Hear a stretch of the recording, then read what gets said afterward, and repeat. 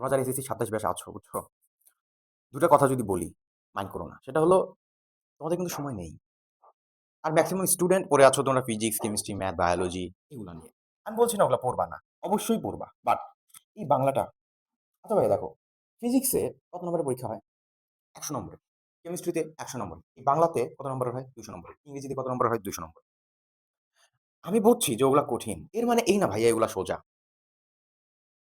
আমি বুঝছি তুমি ফিজিক্স ২ ঘন্টা পড়বা দিনে। এর মানে এই না যে তুমি এটা ১ ঘন্টা পড়তে পারবা না। তোমাকে পড়তে হবে। মনে রাখবা যারা ভালো স্টুডেন্ট, কারা ভালো স্টুডেন্ট? যারা সবগুলো সাবজেক্টে সমান পারদর্শী। আর সমান পারদর্শী কখন হয়? যখন সে সবগুলো সাবজেক্ট ভালো করে পড়ে। ভাইয়া, তোমার কাছে এসএসসি ১ম একটা বড় পাবলিক পরীক্ষা। এই পরীক্ষাটা যদি তুমি ভালো করে না দিতে পারো, এই রেজাল্টটা যদি ভালো না করতে পারো, তুমি একটা হীনমন্যতায় ভুগবা। তুমি ভাববা তুমি এত আহামরি স্টুডেন্ট না। তুমি ভাববা তুমি ভালো পারো না। তুমি ভাববা তুমি তোমার মধ্যে মেধার কমতি আছে। এই হীনমন্যতার কারণে তুমি তোমার ফিউচারটাকেও কি ছোট করে দেখবা।